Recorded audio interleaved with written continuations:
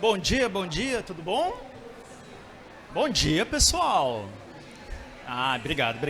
Olha, desculpa o atraso, eu não sou do Rio, pegamos o VLT errado, fomos parar lá na Central do Brasil e depois retornamos. Então, por isso que a gente atrasou um pouquinho, tá?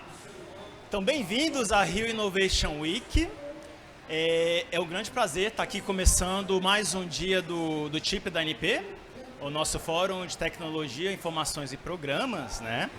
E hoje a gente vai estar fazendo uma mesa redonda aqui sobre o RenovaBio em movimento, avanços e desafios da nossa política nacional de biocombustíveis.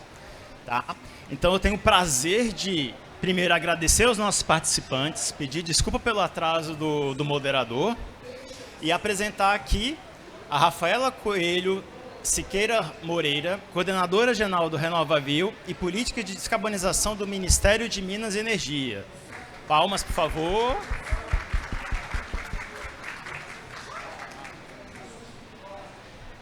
Para compor a mesa, o senhor Tiago Quintela Giuliani, gerente de novos combustíveis da ABIOV, Associação Brasileira das Indústrias de Óleos e Vegetais.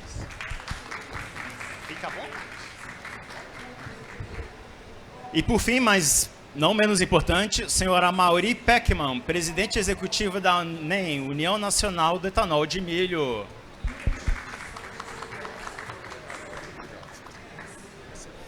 Então, agradeço mais uma vez a participação de vocês. Vamos fazer uma rápida contextualização. Tomei a liberdade de chamar a Rafaela, se vocês me permitem, para se apresentar e apresentar um pouquinho para vocês como é que está o contexto atual do RenovaBio. Depois, o senhor Amaury e o senhor Tiago vão fazer a apresentação deles, a relação deles com o RenovaBio, e peço, por favor, que sejam um pouco rápidos, porque o nosso tempo, infelizmente, é muito curto, tá bom?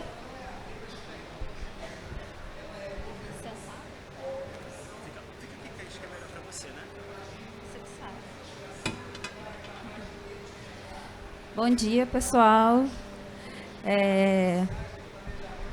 Bom, só me apresentando, né? Sou Rafaela Moreira, eu sou servidora de carreira da Agência Nacional do Petróleo, trabalhava com o José lá na ANP e com o pessoal aqui, Maria, Marcelo, Ayrton, Sandy.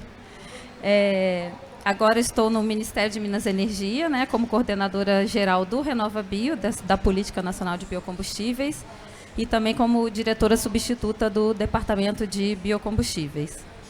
Então, eu trouxe rapidamente aqui um contexto do programa, né, nos números.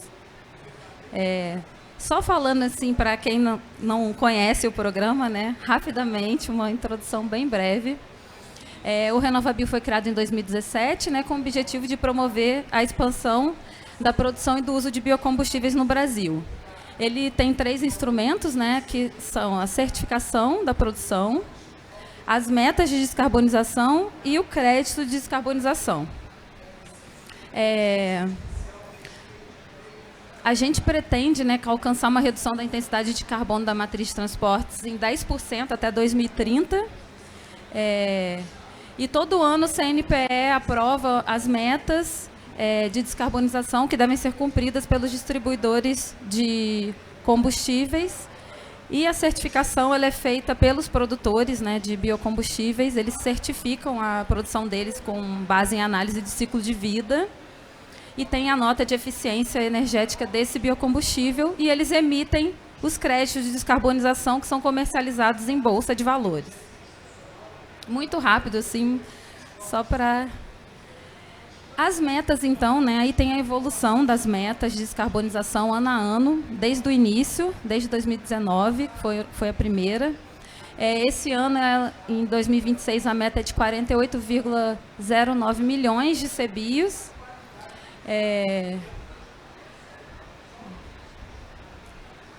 E aí, um balanço, né, do programa até hoje... De 2020 até 2026, até julho de 2026, já foram emitidos quase 227 milhões de CBIOs. Então, eu não esqueci de falar, né, na anterior, cada CBIO equivale a 1 tonelada de CO2 equivalente que deixou de ser emitido. Então, a gente já teve uma emissão evitada aí desde o início do programa de 227 milhões de toneladas de CO2 equivalente. E corresponde a um volume financeiro de 16,5 bilhões de reais. Atualmente, a gente tem o programa é voluntário, né, para os produtores de biocombustíveis. Atualmente, a gente tem 281 produtores de etanol, de 375 que estão autorizados, 47 de biodiesel e 8 de biometano. O biometano está crescendo muito ultimamente, né? A gente espera que cresça mais ainda o número de usinas. E por último, né, um contexto assim, no momento atual, né, a gente acredita que é um verdadeiro teste de maturidade, o programa está amadurecendo, né, ele consolida o Brasil como referência global assim, de precificação da externalidade positiva da descarbonização, né, por meio do mercado de créditos de descarbonização. E teve recentes atualizações legislativas aí reforçando o programa, né, endurecendo as penalidades para quem não cumpre, transformando em crime ambiental quem descumpre o programa. Então, ele hoje é um laboratório, a gente acredita lá no Ministério que ele é um laboratório para o SBCE, né, para o Sistema Brasileiro de Comércio de Emissões, o nosso mercado de carbono brasileiro. Bom, é isso, só uma pequena contextualização. Obrigada. Muito obrigado, Rafa. E só a título de curiosidade, a Rafa foi minha tutora. Entrei na RenovaBio, foi ela que me ensinou tudo que eu sei. Então, só complementando esses números que a Rafaela acabou de mostrar, se a gente fizer um número global, o RenovaBio ele já certificou 74% das usinas autorizadas pela ANP. E em processo de certificação, a gente tem hoje aproximadamente 93% das usinas autorizadas em processo. Então, ou está em consulta pública, ou está em análise pela gente, ou eles iniciaram o processo a partir de contratação de alguma firma inspetora. Então, são números mais globais para a gente ter uma visão mais do todo, né? Então, agora eu convido o senhor Tiago Quintela para fazer uma apresentação dele e de toda a relação da Abiov com o RenovaBio, por favor. Alô. Bom, prazer, eu sou Tiago Quintela Giuliani, eu sou gerente de novos biocombustíveis da Abiov. A Abiov é uma associação brasileira das indústrias de óleos vegetais. Então, somos grandes fornecedores de matéria-prima hoje para os biocombustíveis, no caso, a cadeia da soja é a principal, estamos falando hoje em torno de 80%, 70%, a variar do ano, nós fornecemos, então nós temos essa grande relação. Representamos em torno de 80% do mercado de processamento de soja, um setor hoje que é responsável por 60 milhões de toneladas processadas no Brasil, somos os maiores exportadores de grãos, de farelo de soja, e também 1/3 da produção toda é agregada a valor aqui no Brasil e disponibilizada e dando óleos para outras finalidades além de biocombustíveis, alimentares em si. Bom, a nossa relação com o RenovaBio é muito grande. Como pode ver os números que a Rafaela demonstrou, o biodiesel é um dos geradores, não é o maior, mas é um dos geradores de CBIOS. E nós temos uma relação próxima, sendo um agregador de valor que o RenovaBio traz. O RenovaBio ele traz um programa extremamente inovador no mundo, seja da forma que ele foi implementado, então o diferencial, separar o momento da comercialização e geração de CBIOS, da geração e comercialização do biocombustível, com a própria questão da comercialização de CBIOS. Então eu lembro da construção do RenovaBio, estava presente no governo nessa época, e a preocupação muito havia nesse governo. O RenovaBio em si está numa fase, como a própria Rafaela citou, de amadurecimento, mas ainda não está maduro completamente. Nós temos alguns setores muito bem engajados, muito bem desenvolvidos, certo? e outros setores que ainda estão avançando, necessitando de maior implementação. Para fins de política pública, um programa que em 2017 entrou em vigor, ele ainda está no estágio inicial. É lógico, nós do setor privado entendemos isso já seria suficiente para estar extremamente maduro, mas como política pública, que é a minha especialização, ele ainda está numa fase ainda, não estou dizendo bebê, criança, mas vamos dizer adolescente. Então, hoje nós precisamos ter um esforço ainda maior, concentrado.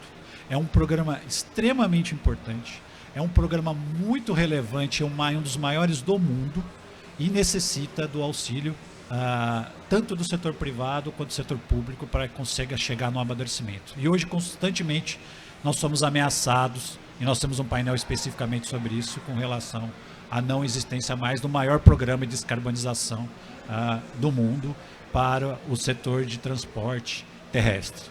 Então, essas primeiras palavras que eu queria compartilhar com vocês e me apresentar. Estou aqui à disposição nessa discussão. Muito obrigado, senhor Thiago, pelas palavras. Agora, senhor Mauri, por favor, uma apresentação e a relação com a RenovaBio. Bom dia a todos. Obrigado, Zé Carlos, pelo convite. Rafaela, parabéns pela apresentação. Muito boa, acho que dá um panorama efetivo aqui do que é o RenovaBio. E, Thiago, vou tentar complementar algumas coisas que você falou. E obrigado ao Auxiliador, Maria Auxiliadora e Amanda também por convidarem a gente aqui. Está muito feliz de estar aqui. Hoje eu represento a UNEM, que é a União Nacional do Etanol de Milho, tá? Meu nome vocês já viram aqui, é Mauri Peckelman. É um prazer aqui, eu estou recém-contratado, vamos dizer assim, pela UNEM, como executivo principal lá da entidade.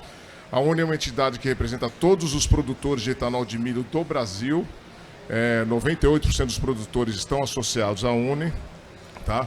E é uma entidade que entidade vem crescendo, mas muito mais importante são os produtores de etanol de milho. A produção de etanol de milho vem crescendo muito no Brasil, num ritmo assim assustador, vamos dizer assim.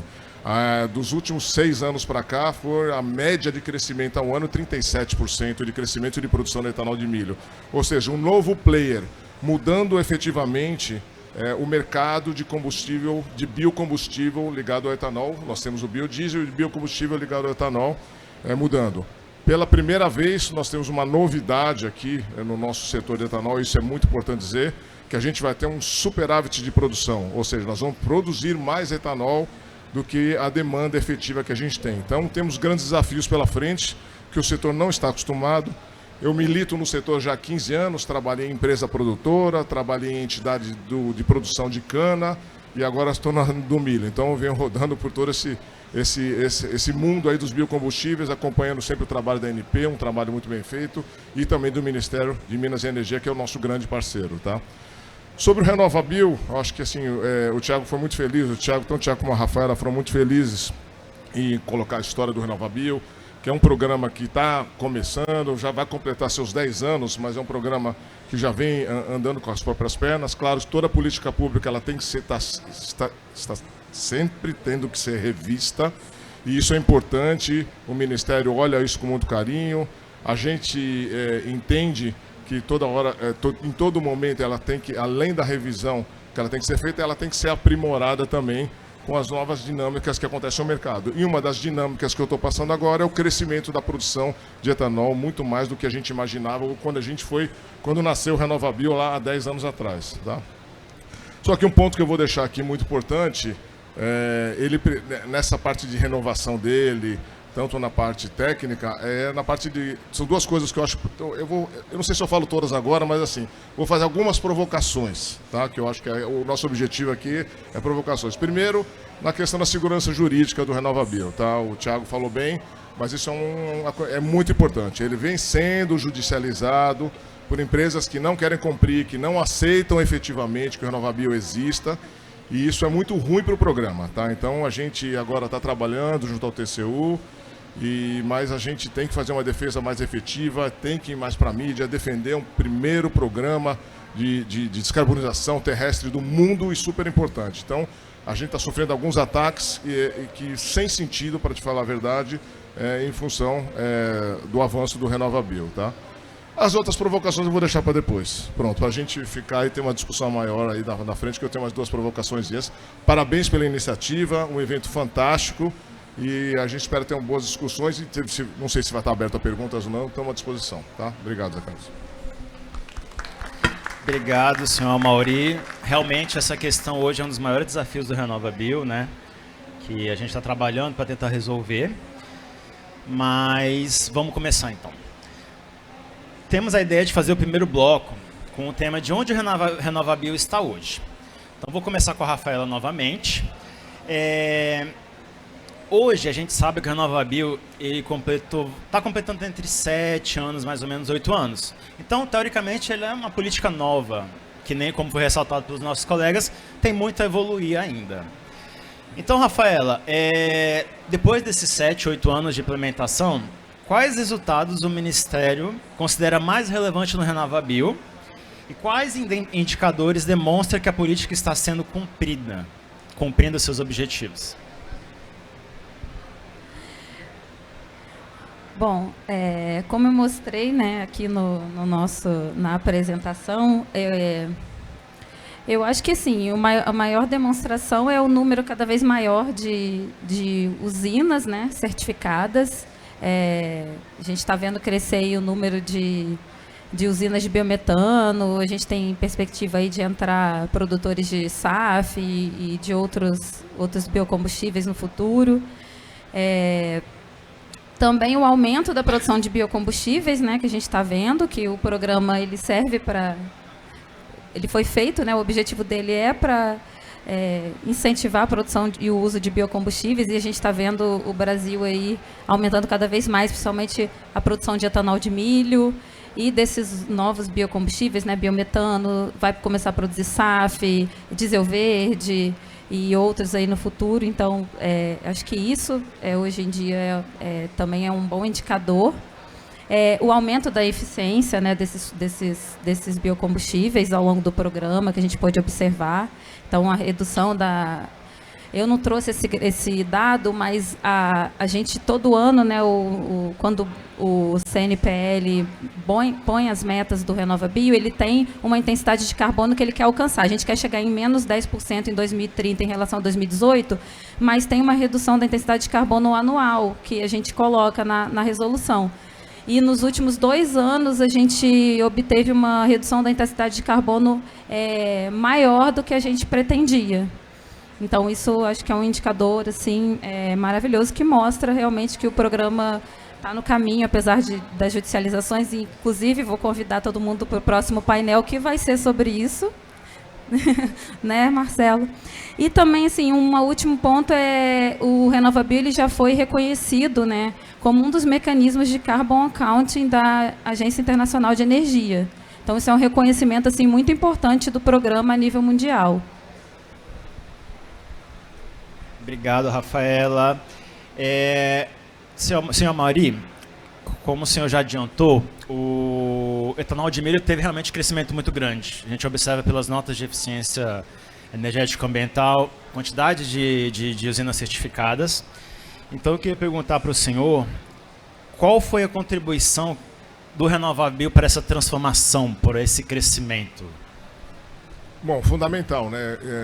Com o advento da criação do RenovaBio, foi exatamente no momento que estava se investindo nas plantas de etanol de milho e criando esse novo mercado para a gente. Então, quando o investidor toma a decisão efetiva de fazer um investimento grande numa planta de etanol de milho em torno de 1 bilhão, 1,5 bilhão de reais, não é pouco dinheiro, ele tem que olhar exatamente a perspectiva e receita. Então, na perspectiva de receita que ele tem é o crescimento do mercado, que a gente tinha, em alguns momentos, uma oferta menor que a demanda, principalmente nas entre-safras, tá?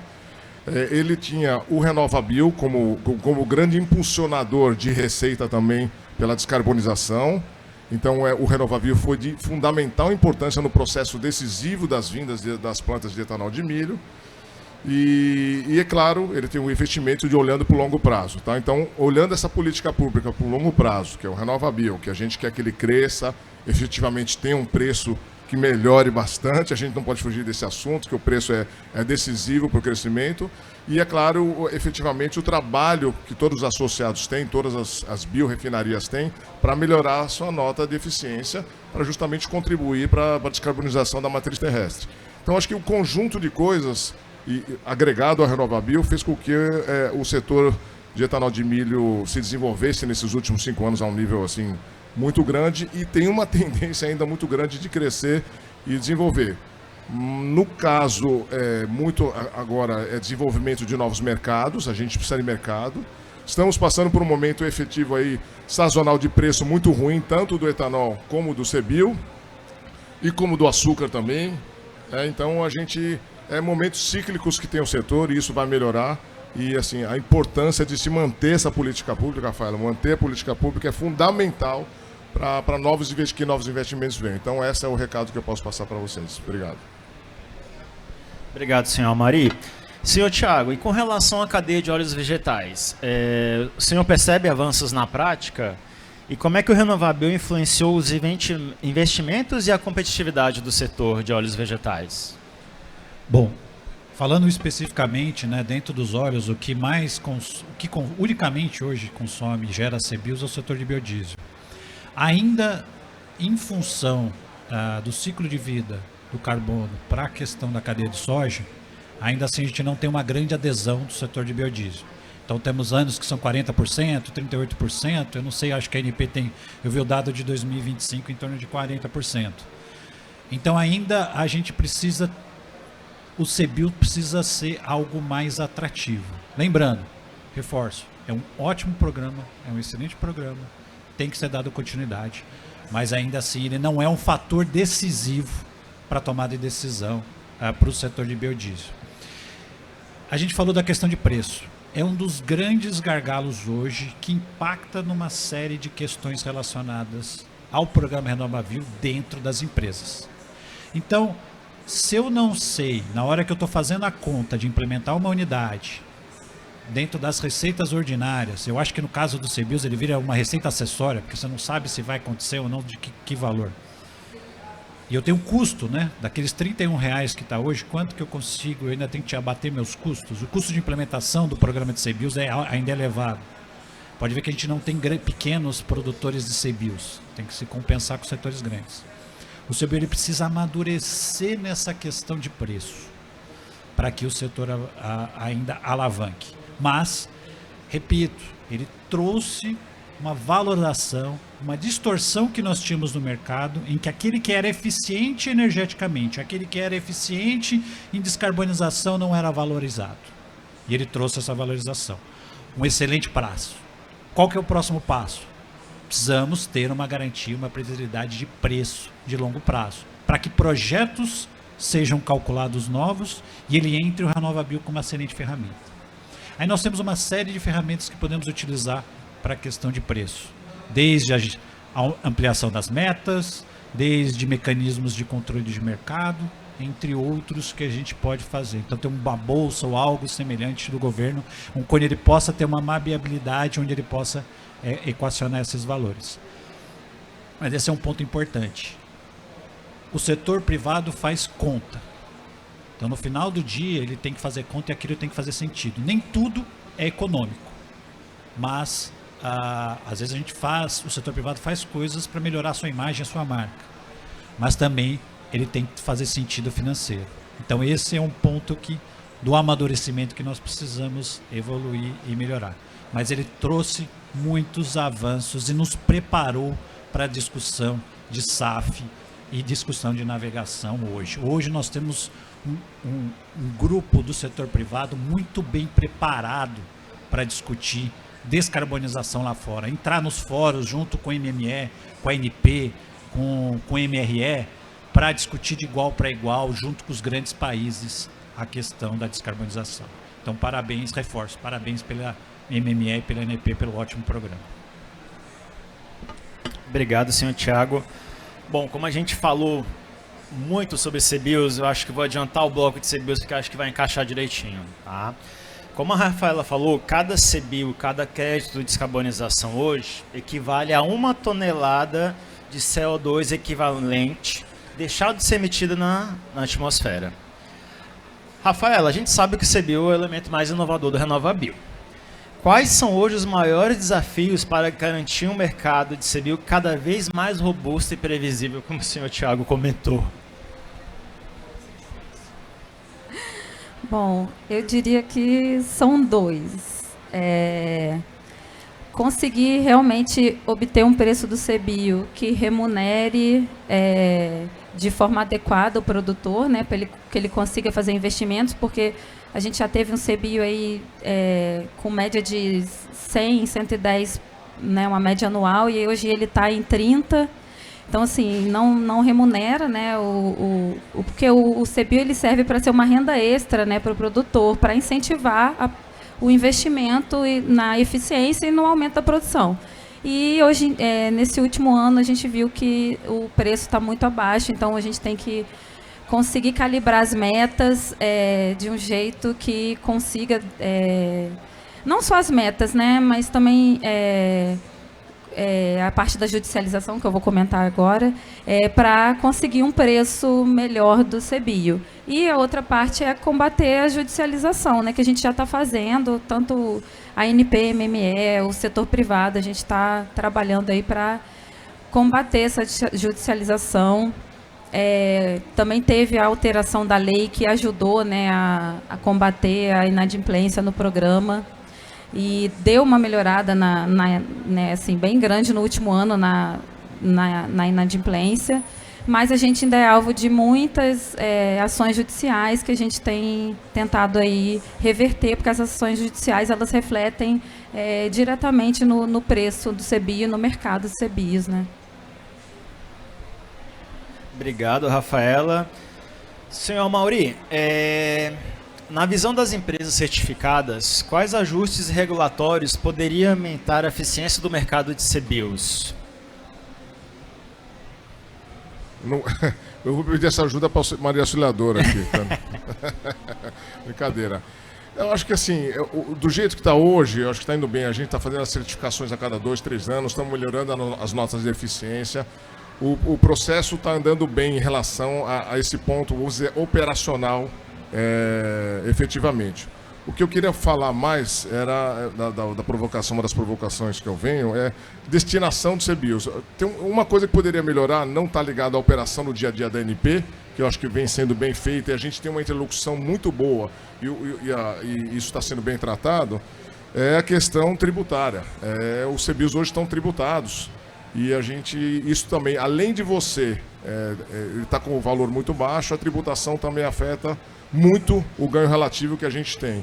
Então, a gente tem que fazer um trabalho efetivo de a gente ter isenção na questão dos CBIOs, tá? Isso não está contemplado na reforma tributária, e é um trabalho agora, quando a gente for fazer a regulamentação da reforma tributária, a gente zerar efetivamente os impostos federais em relação os dois, o CBS principalmente, em relação aos CBIOs. Isso é um trabalho muito importante, que vai ganhar, aí o que a Rafaela está falando, vai ganhar credibilidade, e além de acabar com a judicialização. Então a gente tem, acabando com a judicialização, tirando efetivamente a parte da questão tributária, ajustando isso, e a gente olhando para o mercado futuro, e o CBIOs também linkando com novos mercados de crédito de carbono que podem ter pelo mundo, eu acho que a gente tem ganhos importantes.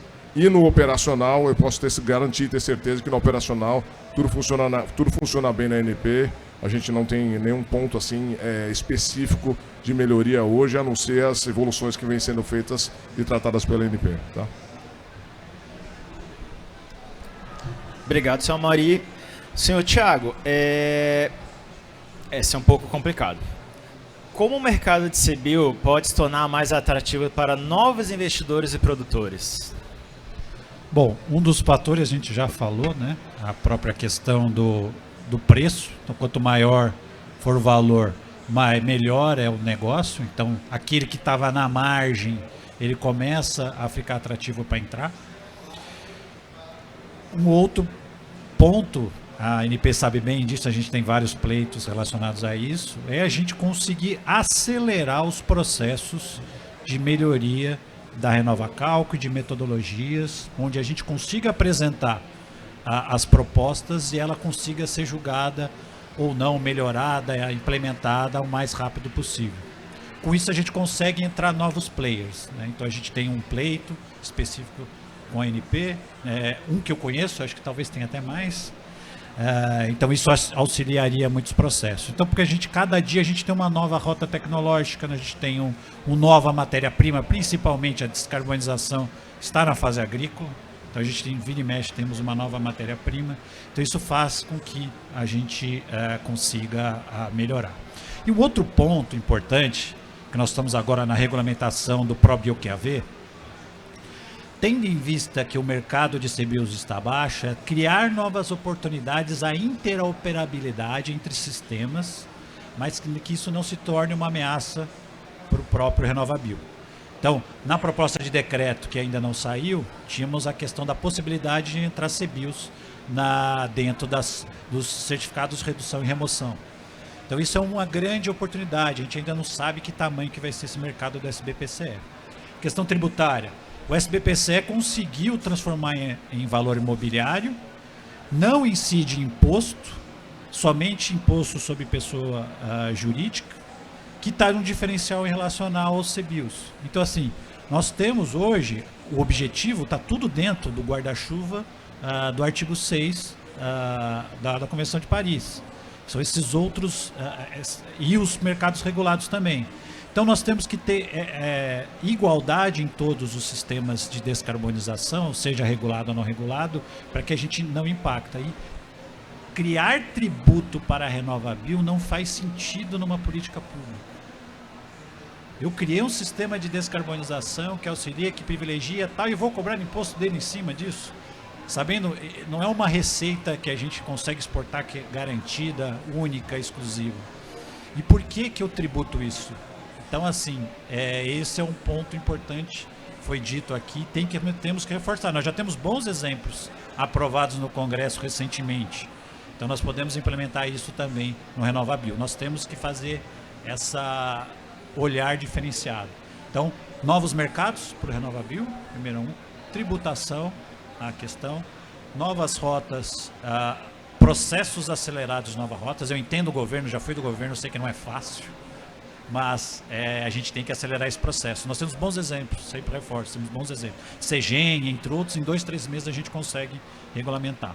Então, esses são os pontos que a gente traria para auxiliar. Obrigado, senhor Thiago. Bom, já que a gente entrou nessa questão de inovação tecnológica, RenovaCalc, acho interessante a gente fazer algumas perguntinhas com relação a isso. Rafaela, você sempre é aqui primeira, tá? Então, depois disso tudo que a gente discutiu, RenovaCalc, maturidade da RenovaCalc, do programa, aumento do CBIO, quais próximas fronteiras o Ministério do Meio Ambiente avalia para o RenovaBio?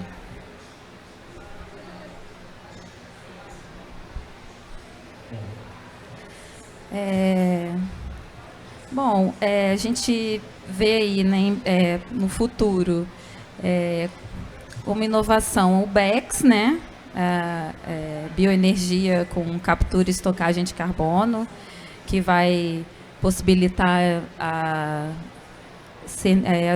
os produtores, né, serem negativos em emissões. Isso é uma inovação assim, que a gente tem que colocar em prática, tem que incorporar no programa. O decreto ainda não saiu, né? Tá pronto desde o início do ano, ainda não saiu, mas eu acho que em breve vai ser uma inovação muito boa para o programa. E novas rotas, né, que a gente está prevendo aí, né? O SAF mesmo vai ter uma calculadora separada, mas também vai ter interoperabilidade com o RenovaBio, o aumento do biometano, os e-fuels, né? Então, eu acho que no futuro a tendência é surgir cada vez um novo biocombustível. Eu brinco lá que eu não sou química, né? Mas o pessoal da química, toda vez que eu vou para uma reunião tem um biocombustível novo. Eu falo, gente, pelo amor de Deus, para de criar biocombustível. Que eu falo, eles começam a falar no nome, eu falo, que é isso que vocês estão falando?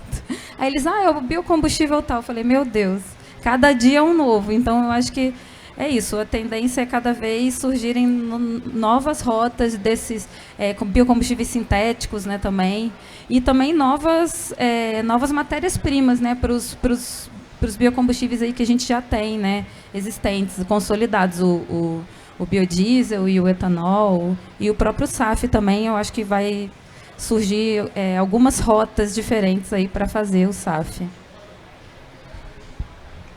Obrigado, Rafaela. E esse é um grande desafio que ela citou, que ela até brincou, todo dia surge uma proposta nova de biocombustível. E realmente isso acontece. Hoje o mundo está muito rápido, então as unidades produtoras, as empresas, elas estão se especializando, elas estão desenvolvendo novas teorias, novos estudos. Só que aí sim, numa velocidade, numa proporção que algumas vezes é difícil até acompanhar.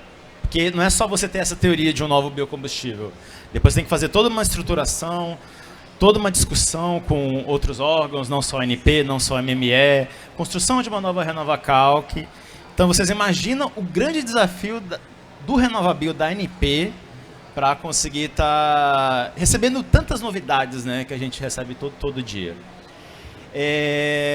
Senhor Amari, a gente sabe que o etanol de milho teve vários avanços, principalmente na cogeração, integração com DDS, captura de carbono, até que a Rafa citou. Como o senhor vê que essas inovações impactam nas notas de eficiência energética ambiental das usinas de milho? Bom, vamos lá. Grandes inovações, quando a gente faz o etanol de milho, a gente tem a gente chama de coprodutos, né?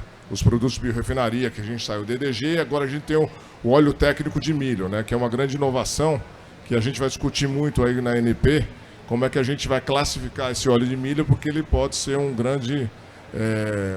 grande matéria-prima para a gente fazer o SAF, tá? Então a gente está analisando muito isso, é mais um biocombustível para a gente conversar, viu, Rafaela? Tá?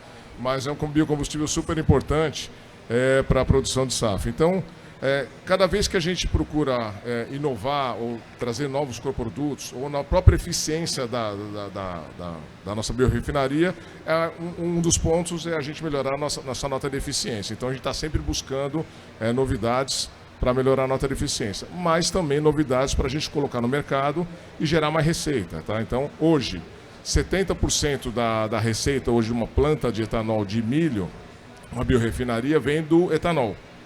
30% já vem, 28% vem do DDGS, que é proteína animal e super importante e está ganhando muito espaço como proteína animal para alimentação, tá? Substituição de grãos, tudo, ou até reforço. E o óleo de milho, o óleo técnico de milho é uma coisa pequena, que vai começar a crescer e a gente tem certeza que vai ser a nossa grande novidade daqui para frente, tanto para melhorar a nossa eficiência operacional, mas também como produto de destino para novas tecnologias, principalmente no SAF, que a gente está olhando bastante isso, não só no mercado nacional, como no mercado internacional.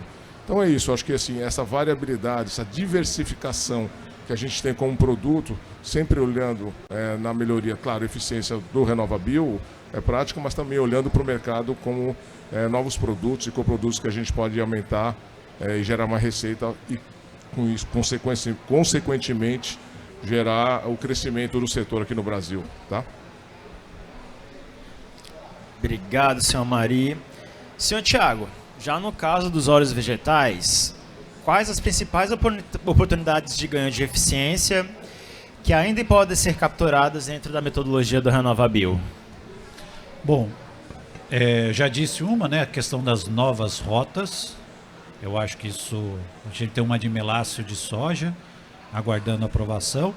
Temos também novas matérias-primas, a gente tem uma série de novas oleaginosas presentes no mercado, isso pode ser ou não uma nova oportunidade em relação ao próprio RenovaBio. Mas eu queria destacar uma muito importante que aconteceu recentemente com o milho, e nós estamos trabalhando junto com as oleaginosas tradicionais, que é o multicrop. Então, onde a gente consegue abater e alocar as emissões, principalmente de mudança de uso do solo, em outras e mudança indireta do uso do solo. No caso do RenovaBio, a gente não tem esse cálculo em si, mas a gente conseguiria também melhorar a parte das emissões da fase agrícola, trabalhando com multicrop. Então, esse é um ponto muito importante que nós já estamos avançando hoje, junto com, vamos dizer, ICAO/Corsia, e também em relação à própria IMO em si. Também nós temos sempre uma inovação, o setor de soja, o setor de milho também sofre com essa questão. A gente não tem um carimbo de toda a soja que vem. Diferentemente do setor de cana-de-açúcar, que acho que em torno de 40% a 60%, acho que entre 40% e 60% são áreas próprias. Então você consegue ter uma estatística de dados muito grande de longo prazo. O setor de soja não funciona dessa vez, ele não foi estruturado dessa forma. Então nós temos uma dificuldade de dados primários. Então a gente olhar, por exemplo, alguns estados, dados de impacto na fase agrícola são elevadíssimos, outros nós temos extremamente baixos. Então, melhorar a quantificação dos dados, então o biodiesel de soja, o biodiesel de oleaginosas ainda tem muito ganho em certificação que ainda pode ser feita somente olhando os dados individuais. Então eu acho que também esse é um ponto importante. Então multicrop, dados primários de melhoria de sistemas, e novas rotas tecnológicas e novas matérias-primas.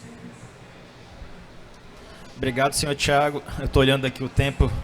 Eu acho que, infelizmente, a gente vai ter que ir para a fase final da nossa mesa redonda. É muita coisa. Eu tenho um monte de papel aqui, eu estou meio perdido, mas, infelizmente, a gente vai ter que ir para o nosso último bloco. Prezados queridos, futuro do RenovaBio. Rafaela. Qual deveria ser a principal prioridade da política pública nos próximos anos?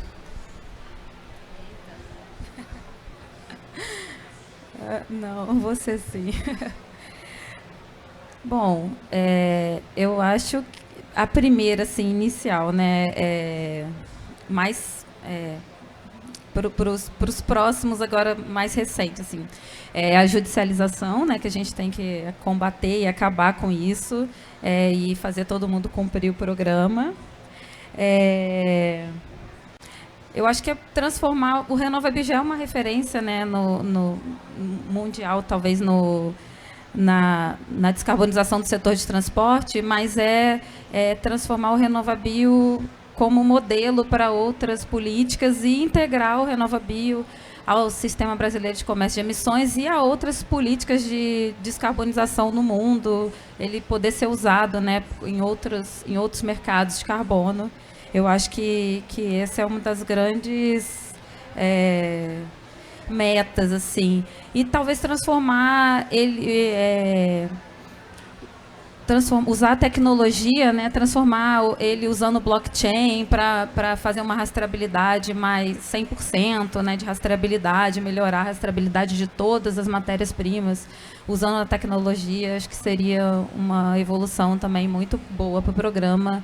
E a gente vai buscar isso. Obrigado, Rafaela. Senhor Mauri, como o senhor imagina o RenovaBio em 2035? Eu tenho uma palavra única aqui para o RenovaBio, é previsibilidade. É só isso que a gente quer. Eu não vou nem estender mais para frente. Tudo que a gente quer para o RenovaBio é que ele tenha previsibilidade para frente, não para 2035, 2040, 2050. Só assim a gente vai conseguir ter o objetivo que ele foi feito lá atrás, que é angariar investimento. Ele foi criado para quê? Para você ter uma receita adicional e para você fazer investimento. Esse é o foco do RenovaBio, não tinha outro. E se a gente não tiver previsibilidade da meta, previsibilidade em relação aos que tem que cumprir o RenovaBio, as distribuidoras, tudo, eu acho que isso é o ponto que a gente tem. Então a gente tem que lutar. Então vários fatores, a gente vai na justiça, vai acertar a judicialização, mas se o MME, independente do governo que esteja, ele tem que ter previsibilidade. Esse é o último recado que eu queria dar. Obrigado. Obrigado, senhor Maria. Realmente muito importante isso, né? Independente de qual governo. Senhor Thiago, qual inovação o senhor acha que pode transformar completamente o setor de biocombustíveis? Bom, do setor de biocombustíveis como um todo é bastante coisa. Mas eu, na questão desse olhar para o RenovaBio, eu já citei, né, essas novas rotas, essa questão das novas tecnologias, as novas formas de contabilização, melhoria das nossas eficiências, etc. Eu acho que aí passa por aí. Mas eu queria reforçar essa questão, voltar ao ponto de 2035 e complementar o Dr. Amaury, que ele falou: precisamos ter previsibilidade. Para essa previsibilidade, nós precisamos ter um RenovaBio mais forte. E a força do RenovaBio passa pela questão da segurança jurídica, passa pela questão de aceleração dos processos de autorização e informação, passa na questão dos preços praticados. Então, essa força a gente busca para 2035 em si. E a questão da inovação, a gente já está acontecendo. 2035 é muito difícil a gente pensar num TRL 9 onde a indústria já está se desenvolvendo, porque nós demoramos 2 anos para implementar uma unidade, 2 anos para ela, no mínimo, 2 anos para ela rodar 100%. Isso eu falo no mínimo. Às vezes unidades demoram muito mais, demoram 5 anos, 7 anos para a gente chegar no start. Então, se a gente está falando em 2035 aqui, muitas já tem que estar pensando, já tem que estar em projeto hoje. Estou falando em TRL 9, estou falando em pesquisa básica, pesquisa etc. Então a gente tem esses pontos para sair. E reforço, pensando em tecnologia, em ciência e tecnologia, temos que botar mais recursos em ciência e inovação. Não dá para continuar desse jeito. Nós temos que ter um programa robusto de ciência e inovação com foco nos gargalos setoriais identificados pelo próprio governo, identificados pelo setor privado, identificados pela academia, compartilhados. Então eu acho que um roteiro de longo prazo, porque tem muita coisa que o setor privado não consegue absorver esse risco. Inovação tecnológica está vinculada a recurso público no mundo inteiro. Os países mais inovadores são países que têm um forte programa de inovação público. Não dá. O setor privado consegue inovar tudo, mas há um risco, ele não consegue absorver esse risco. A gente tem algumas indústrias muito inovadoras, mas elas estão apostando em produtos de alta rentabilidade. Biocombustível não é alta rentabilidade. Biocombustíveis não é alta rentabilidade. Biocombustíveis é grande mercado, mas ele não é alta rentabilidade. Então, é mais esses pontos que eu queria trazer. Eu estou me alongando aqui, desculpe, mas obrigado aí. Seu marido, quer completar? Vou fazer um complemento aqui, que era a terceira provocação, eu esqueci de falar, mas o Thiago me lembrou aqui. A gente tem o CBIOS, e a gente falou de previsibilidade, mas a gente fala de destinação, a gente não fala de destinação do CBIOS. Ele vai para o produtor. Agora o produtor de biocombustível. Alguns dos produtores dividem isso com os produtores ou de cana ou de milho.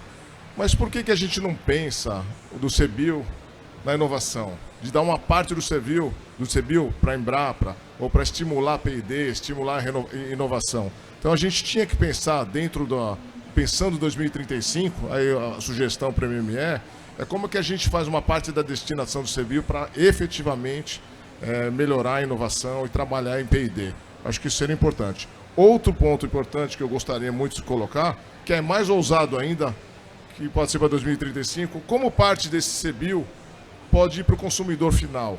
Para o consumidor final ser estimulado a comprar o biocombustível quando ele para no posto e toma a decisão. No caso do biodiesel, menos, porque ele não toma a decisão quando ele vai no posto, mas no etanol ele toma a decisão. Eu comprei e pus com etanol, eu vou ganhar, sei lá, uma coisa lá do biodiesel, eu vou ganhar uma coisa para mim também, porque eu estou estimulando o biocombustível. O consumidor não está envolvido nisso, tá? Quem está envolvido é o produtor, importante, investimento, mas o consumidor não está envolvido e a parte de P&D também não está envolvida. Então são duas partes que eu acho que a gente tem que pensar com muito carinho, olhando para o futuro do RenovaBio como provocação para a gente estar pensando e desenvolvendo. Pronto. Obrigado. Muito interessante, senhor Mauro, realmente, né? Gente, vocês viram que é rico demais, muito assunto ficou de fora, infelizmente o tempo é curto. Queria agradecer muito a presença da Rafaela, senhor Amaury, senhor Thiago. Eu acho que foi muito produtivo. Trocar essas figurinhas é muito importante, que a gente acaba aprendendo também, né? Vendo o lado de vocês, como ministério, como empresas. E aqui o nosso agradecimento, agradeço a vocês. E é isso, pessoal. Muito obrigado mesmo pela presença.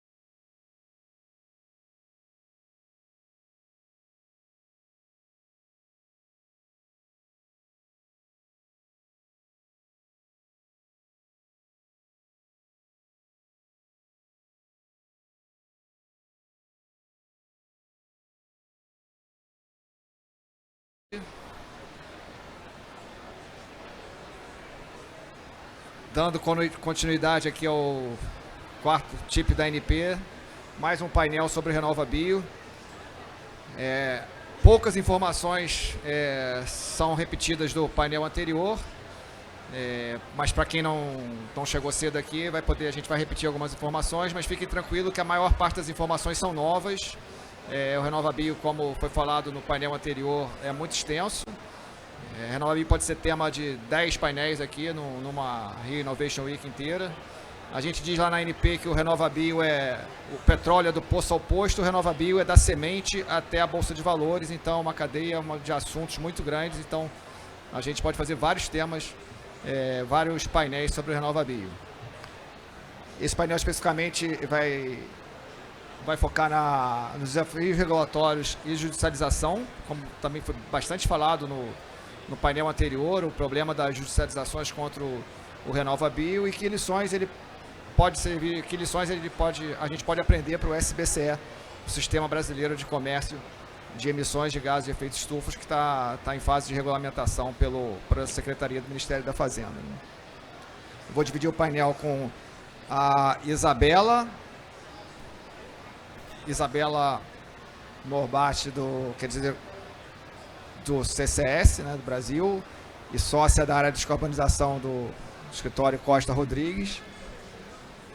O Luciano Rodrigues, da Única. E fazendo uma dobradinha, mais uma vez, aonde contar com a Rafaela aqui no painel. Vou fazer uma rápida apresentação e depois eu passo a palavra para os nossos painelistas. RenovaBio, os 3 eixos principais do RenovaBio é a certificação voluntária dos produtores e importadores de biocombustíveis, né? A partir do momento que eles estão certificados, a gente passa para o segundo eixo, né, que é a emissão dos créditos de descarbonização, os CBIOs. E esses CBIOs são negociados na Bolsa de Valores, principalmente pelos distribuidores de combustíveis fósseis, que é a parte obrigada do programa, né, a parte que tem que distribuir metas. Um quarto vetor ali do programa que não pegou muito, né, que é o mercado voluntário. Né, são empresas, qualquer tipo de empresa, até pessoas físicas, que podem adquirir os CBIOs. Mas a parte que é obrigada a adquirir CBIOs e aposentar são distribuidores de combustíveis fósseis. Né. Em relação à certificação de biocombustíveis, nós temos hoje aproximadamente 70% das plantas produtoras de biocombustíveis autorizadas no Brasil, 70% delas já são certificadas no RenovaBio, estão aptas a emitir CBIOs. Né? O programa começou, a lei é de 2017, o programa começou efetivamente no final de 2019, início de 2020. Então, nesses 6, 7 anos, a gente tem 70%, como mencionado no painel anterior, temos diversas outras usinas ainda em processo de certificação. O crédito de descarbonização que os produtores certificados no RenovaBio podem emitir foi instituído também pela Lei 13.576, né? É um instrumento registrado de forma escritural para fins de comprovação da meta do distribuidor de combustíveis fósseis. Né? Esses CBIOs são negociados na Bolsa de Valores, os produtores certificados emitem os CBIOs, contratos escrituradores que fazem a escrituração na B3, os CBIOs são adquiridos na B3 pelos distribuidores de combustíveis e eles fazem a aposentadoria dando baixa na meta individual que eles têm todos os anos. Né? O CBIO equivale a 1 tonelada de CO2 equivalente do combustível fóssil substituto. Por exemplo, o produtor de etanol, ele vai emitir CBIOs de acordo com a diferença de intensidade de carbono do etanol que ele produz para a gasolina. Né? Produtor de biodiesel, do biodiesel que ele produz em relação ao óleo diesel. Né? Desde o início do programa, né, foram emitidos cerca de 226 milhões de CBIOs. Né? Em relação às metas, né, desde o início do ano, né, a meta é anual, né? Então a meta tem que ser cumprida até 31 de dezembro de 2020 de cada ano. Então até 31 de dezembro de 2025, né, o último ciclo de meta que a gente teve, o total de metas estabelecido pelo CNPE desde o ciclo 2019-2020 foi de 192 milhões e meio de CBIOs. Nesse mesmo período foram gerados quase 201 milhões de CBIOs, 200,8 milhões de CBIOs. E a meta cumprida, né, os CBIs comprados pelos distribuidores de combustíveis e aposentados como comprovação da meta foi em torno de 171 milhões de CBIs, que dá em torno de 94% de cumprimento da meta em relação ao número de CBIs. Né? A gente vê aí que a falta de CBIs nunca foi motivo para o cumprimento da meta. Né? A meta total foi de 192 milhões de CBIs, nesse mesmo período foi gerado 201 milhões de CBIs. Tem uma certa sobra aí para a meta ser cumprida. Isso aí é um quadro mais detalhado do quadro anterior, né? Sendo que aí a gente traz a informação de quantos distribuidores tiveram metas em cada ano e quantos deixaram de cumprir. Ou seja, apesar do grau de comprovação em relação aos CBIs ser alto, ser de 94%, ainda uma quantidade significativa de distribuidores ainda não deixam de cumprir. A gente teve uma redução em 2025 em função de uma nova regulamentação que trouxe novas sanções, um agravamento das sanções. Então, no ano de 2025, houve uma diminuição na inadimplência em relação ao número de distribuidores. Para 2026, a meta estabelecida é de 48 milhões de CBIs, sendo que até julho foram emitidos 25 milhões de CBIs. Questão da judicialização, né? Desde o início do programa, desde 2020, né, chegou para a ANP prestar subsídios, né, chegou para a nossa área prestar subsídio em relação a 230 ações judiciais impetradas contra o RenovaBio. Os principais motivadores dessas ações, as principais razões que são alegadas nas ações, é a não aplicação de penalidades, o parcelamento dos CBIs devidos, a distribuidora inadimplência não ser incluída na lista de sanções. A lista de sanção foi uma novidade trazida numa lei de 2024 que trouxe um endurecimento das sanções estabelecidas para os distribuidores que não cumpriram a meta. Pleito por outras formas de cumprimento de meta, né? E não somar a meta devida de um ano na meta do ano seguinte. Um distribuidor, por exemplo, que deixou de cumprir a meta de CBI de 2024, ele em 2025 tem que cumprir a meta de 2025 mais a meta do ano anterior. Os subsídios da ANP não são nem, apesar das ações serem muito variadas, serem temas bem distintos, a gente não tem muita flexibilidade porque está tudo estabelecido em lei. Então a gente não tem como dar outra forma de cumprimento de meta, a gente não tem como parcelar o pagamento de CBIs, a gente não tem, a não ser que haja uma decisão judicial contrária, como não incluir na lista de sanções. Então, é tudo marco legal que a ANP não pode contrariar, a não ser que haja uma decisão judicial determinando que a ANP faça ou deixe de fazer. Né? Além disso, tiveram duas ações diretas de inconstitucionalidade contra o programa. Né? O STF deu decisões favoráveis ao RenovaBio nas duas ações. E mais recentemente a gente teve uma medida cautelar do TCU determinando que a ANP deixe de cumprir algumas sanções estabelecidas na lei que a gente citou recentemente, que trouxe endurecimento das penalidades em relação ao RenovaBio. Resumidamente, uma visão bem rápida, né, do que é o RenovaBio, do tema desse painel principal, que é a judicialização. E vou passar a palavra para os nossos painelistas, né, algum voluntário para começar,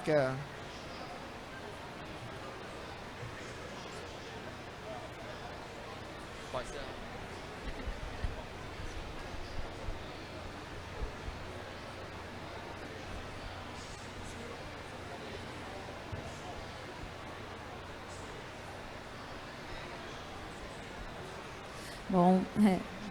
Bom dia, pessoal. Eu vou começar novamente aqui. Eu vou trazer aqui um pouco, né, sobre os desafios regulatórios e a judicialização do programa. As ações judiciais, né, que a gente enfrenta hoje no RenovaBio, né, são os primeiros litígios sobre precificação de carbono no Brasil. Porque, né, esse mercado é o primeiro mercado de carbono funcionando no Brasil, então a gente tem esses litígios, mas esse fenômeno ele não é uma exclusividade do RenovaBio.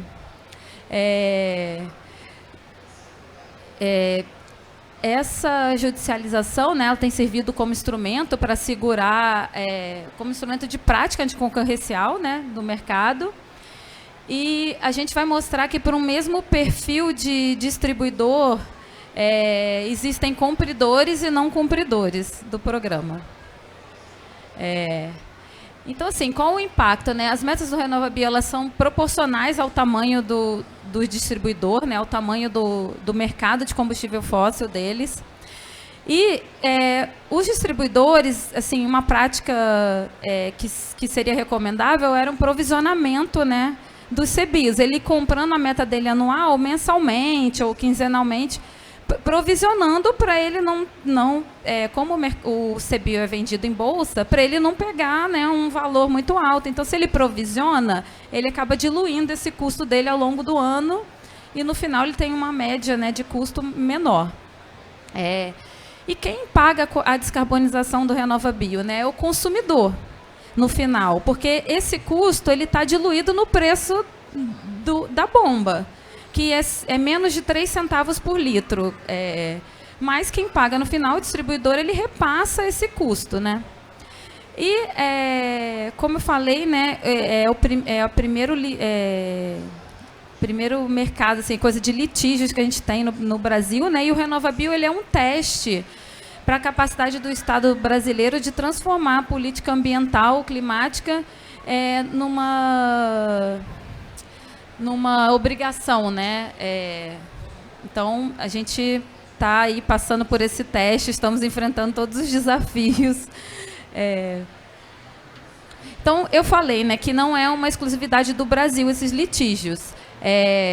Nessa revista aí, nesse Climate Report aí da ONU, até 30 de junho de 2025, tinham 3.099 processos relacionados à temática de políticas climáticas em 55 jurisdições nacionais. Então, e em 24 tribunais e cortes judiciais internacionais. Então, não é só o Brasil, né, que enfrenta essas judicializações em programas ambientais. Esse quadro aqui eu já passei, vou passar, é uma explicação do programa, né? Acho que todo mundo ficou repetido aí. Quem paga a descarbonização, né? Como eu falei. O distribuidor, ele tem uma meta de acordo com a participação dele de mercado. A meta global, definida pelo CNPE, é dividida entre os distribuidores pela Agência Nacional do Petróleo. E o CBIO, ele tem um preço médio mensal. Então, se ele provisiona, ele tem um custo dele ali mensal de aquisição desses CBIOs, né? E aí ele vai ter o custo de cumprimento das metas. E ele tem o mercado de combustível, né, onde ele vende esse combustível e ele repassa um valor para o consumidor, que é cerca de 3 centavos por litro, ou até menos. Então, a gente colocou aí as metas anuais por tamanhos de distribuidores, né? Como vocês podem ver, para quem tem um market share de 20%, são 8 milhões de CBIOs, mais ou menos. Para quem tem 1%, 400 mil CBIOs. Para quem tem 0,05% de mercado, 20 mil CBIOs, mais ou menos a média. Se a gente dividir essa meta por mês, né, a gente vai ter uma ordem mensal que seriam, para quem tem 20% do mercado, cerca de 660 mil CBIOs por mês que ele teria que comprar, provisionando. E para o menor distribuidor lá de 0,05% do mercado, 1,7 mil CBIOs. E aí, por que eu estou falando isso, né? O dispêndio mensal com CBIOs, então, a gente calculando de acordo com o preço médio dos CBIOs ao longo dos anos, dá na ordem de, para quem tem 20% do mercado, 40 milhões que ele iria gastar para cumprir a meta anual. Aliás, 40 milhões mensais, desculpa. E o menor, que tem 0,05%, ele teria que gastar 100 mil por mês. Ou seja, tudo é proporcional ao tamanho do distribuidor, do mercado dele. E qual é o mercado de combustíveis desses distribuidores, né? Vamos comparar o quanto eles ganham no mercado de combustíveis e quanto eles gastam para cumprir a meta. O mercado mensal de gasolina C, etanol hidratado e diesel B, de 2020 a 2025, correspondeu a 65 bilhões de reais. Em 2025, então, o mercado de quem tem, de um distribuidor que é grande, que tem 20% do mercado, é cerca de 1,9 bilhões de litros. E do menor, 4,7 bilhões de litros. Então, quando você faz aquele cálculo lá do mercado dele e do custo, você tem um custo de 0,03 centavos por litro para cada distribuidor, independente do tamanho dele, porque, como a meta é proporcional ao tamanho de mercado dele, fica diluído e todos eles vão ter um custo igual, médio igual de cumprimento, se eles provisionarem. Então, essa prática, né, do provisionamento, ela faz com que a volatilidade de preço tenha um impacto marginal no custo de cumprimento das metas, independente do tamanho do distribuidor.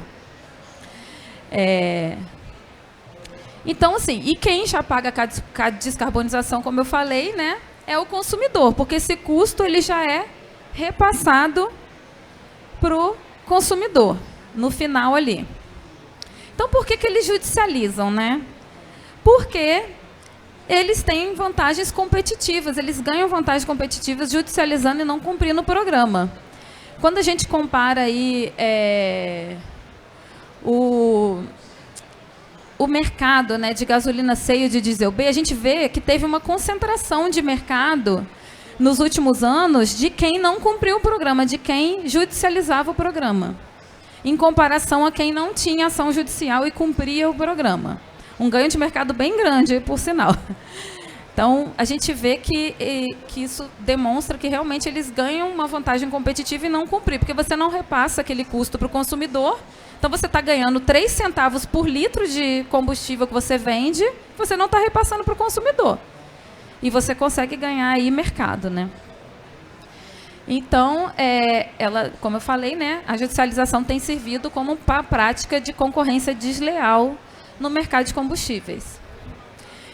E aqui também é um outro jeito, né, de ver, em 2024, para o mesmo perfil de distribuidores, a gente vê que tem cumpridores e não cumpridores do programa. Então, você vê que para quem tem acima de 1% do mercado, o verdinho ali é quem cumpre no prazo, e tem ali o vermelho inadimplente. Você vê que tem cumpridores e não cumpridores.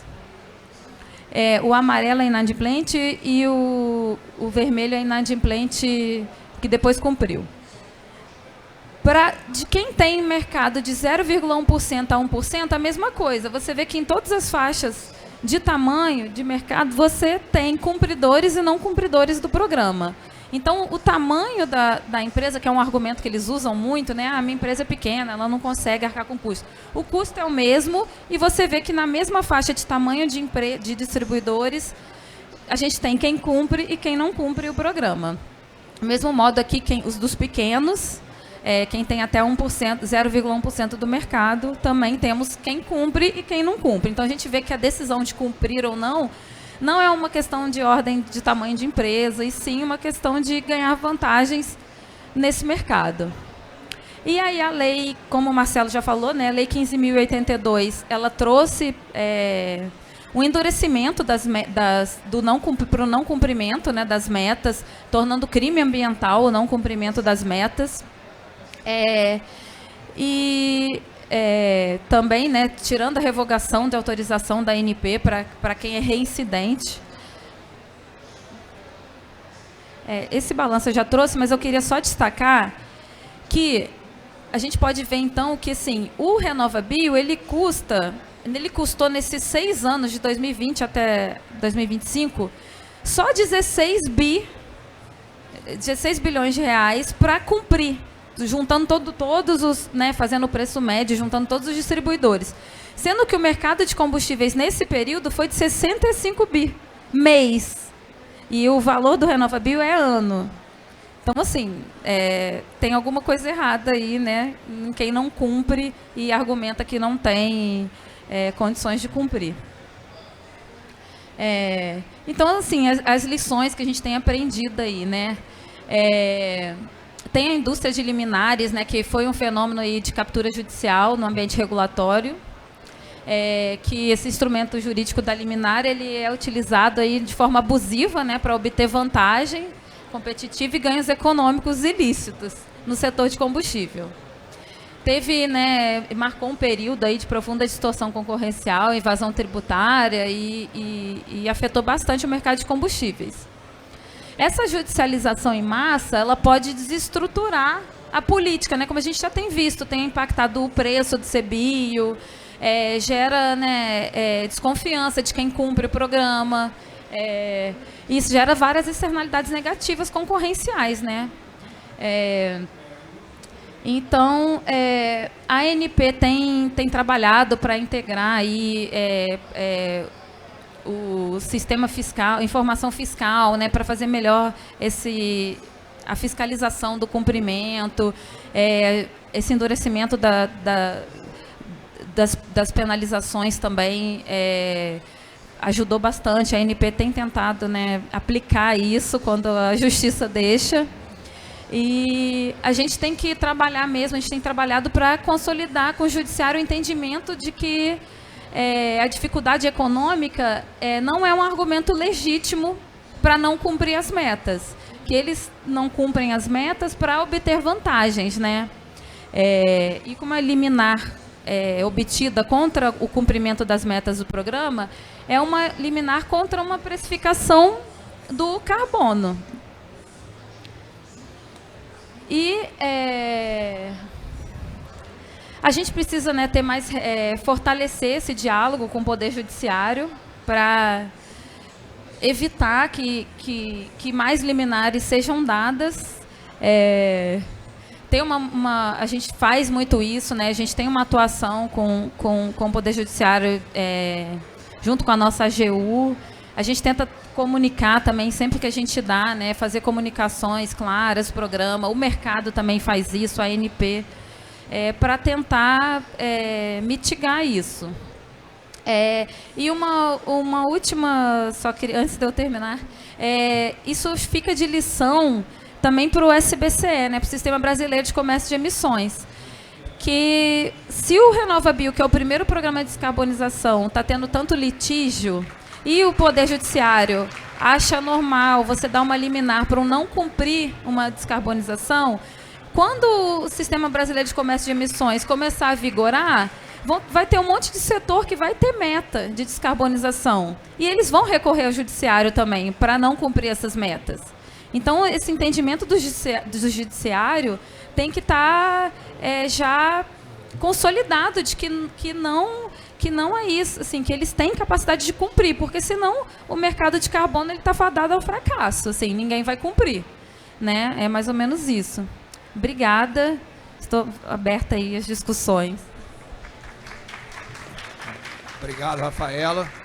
Citando só um exemplo positivo em relação a essa questão de provisionamento das metas, eu estava vindo para cá hoje de manhã e recebi uma consulta de uma distribuidora que nunca teve meta do RenovaBio, mas ela já sabe que terá meta para o ano que vem, porque ela começou a movimentar combustíveis fósseis e ela está querendo, sabe que os preços do CBios está baixo, ela está querendo comprar os CBios para aposentar o ano que vem e fez a consulta se isso poderia ser feito. Então, de fato, ela pode ser feita, é um exemplo positivo na linha do que você falou. Vou passar agora próximo. Luciano, você vai botar? Bom, essa é a apresentação do Luciano. Quer fazer ou posso seguir? Eu poupei todos de uma apresentação porque eu sou advogada e o meu PPT teria naturalmente só texto. E acho que a segunda coisa que eu vou falar aqui é que eu vou ser uma advogada positiva, o que também é raro. Acho que a apresentação da Rafaela ilustra que, primeiro, o desafio que vocês enfrentaram, eu sinto muito, mas uma série de lições, como a Rafaela bem adiantou, servem de lição para o que a gente vai enfrentar nos próximos anos. O Brasil é, sem dúvida, o país da transição energética e será um grande incentivador dos biocombustíveis. Esse é um ponto. Mas o Brasil também tem um orçamento limitado. Então, quem tinha caneta da política pública alguns anos atrás, algumas décadas atrás, pensou que ia incentivar de um outro jeito, dada a nossa limitação financeira. É tão simples quanto isso. Você cria uma demanda clara para que o mercado se organize em relação a isso, e isso funcionou belíssimamente com o setor de etanol. A gente vê que é um setor organizado, robusto, que passa a produzir, e isso vai se repetir em outros setores. E acho que tem uma mágica, Rafaela, que acho que a gente deixa aqui olhando como advogada, e que vê esse sofrimento, e que por vezes judicializa e por vezes está contra a judicialização, que é essas lições, elas não são simples. Então a gente tem um ministério e uma ANP muitíssimo mais bem preparados para lidar com a judicialização que virá do Segob, porque ela virá, a judicialização que virá do SBCE, porque ela virá, porque é natural, todos temos direito e nós brigamos por eles. E tem uma série de questões que vão sendo levantadas ao longo do tempo, que não é só sobre aprender a lidar com o judiciário, aprender que tem que fazer um PPT e que o juiz trata de combustível, mas ele trata de um problema empresarial complexo e ele trata de coisas tão diversas que você tem que, para lidar com o juiz, aprender a mastigar uma questão tão técnica para que ele entenda o problema, porque a outra parte faz isso.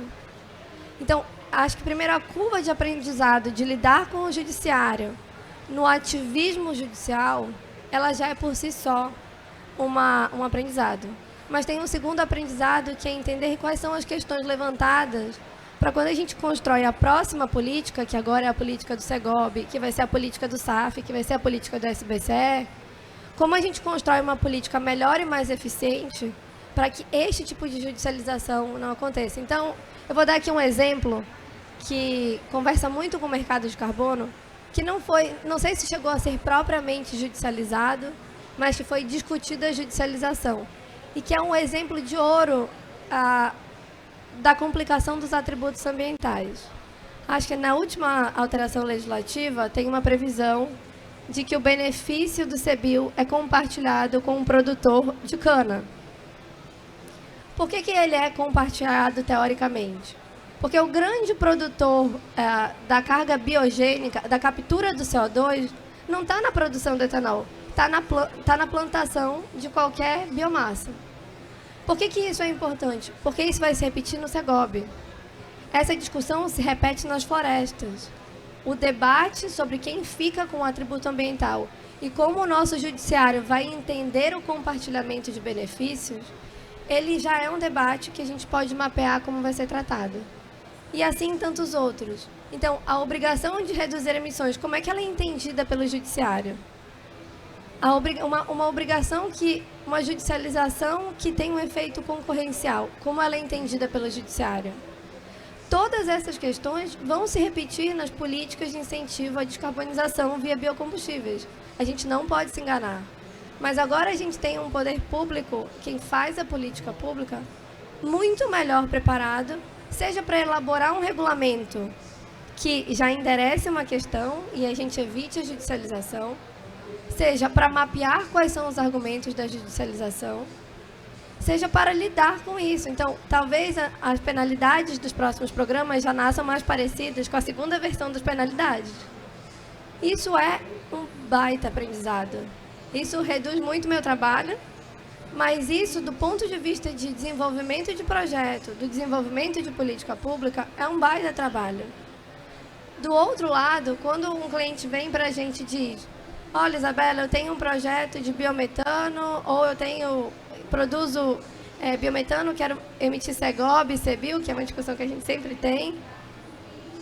Quais são as minhas certezas? Eu posso olhar para a judicialização e dizer: olha, o judiciário já entendeu assim, não tem entendimento nesse sentido, tem entendimento para todos os lados neste outro sentido, por quê? A certeza jurídica, ela também é precificada nos projetos. Então, muito provavelmente, nos primeiros anos de RenovaBio, a expectativa dos produtores era muito menor. E o programa foi se consolidando. À medida que ele vai se consolidando, a certeza e o preço da certeza também são incorporados aos projetos.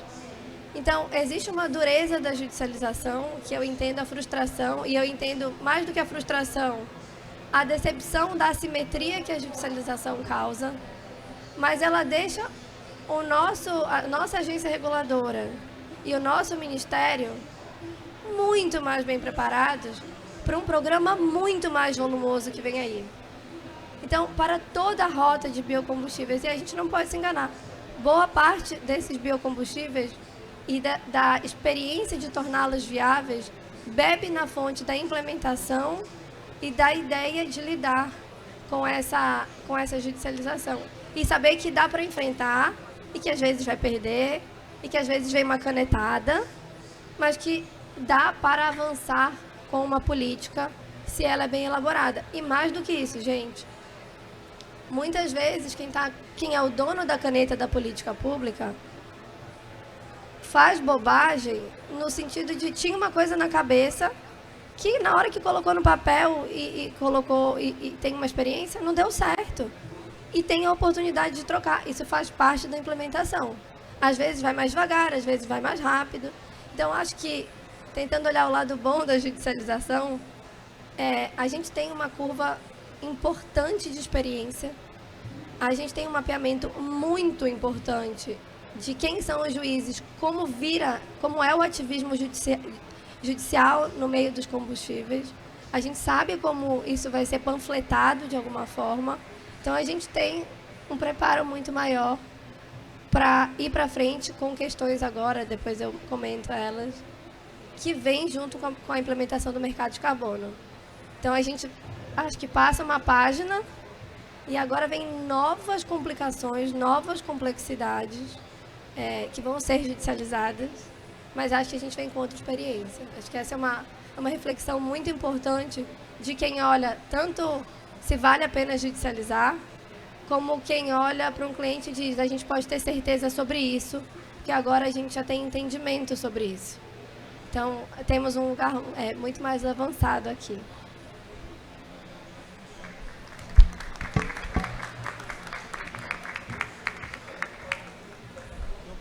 Obrigado, Isabela. Completando, fazendo a última apresentação do painel, Luciano. Bom, acho que tem o passador tá aí de slides. Eu pego aí. Obrigado, Marcelo. Bom, tem uma apresentação curta antes de começar. Agradecer o Marcelo e todo o time da ANP pelo convite. É sempre um prazer poder participar. Esse é um tema muito importante para a gente, né? Mais de metade da receita da indústria que eu represento vem de bioenergia. Lá atrás com etanol anidro, etanol hidratado, etanol de cana, etanol de milho, com bioeletricidade, com biogás, com biometano e com outros biocombustíveis que virão pela frente. A única participou ativamente da discussão e da regulamentação do RenovaBio, agora mais recentemente do Programa Nacional de Biometano, e hoje nós somos a única entidade do setor de bioenergia que foi selecionada para participar da regulamentação do SBCE. Então, nós estamos lá participando, a partir do edital que foi publicado, ativamente das reuniões. Bom, eu vou começar aqui.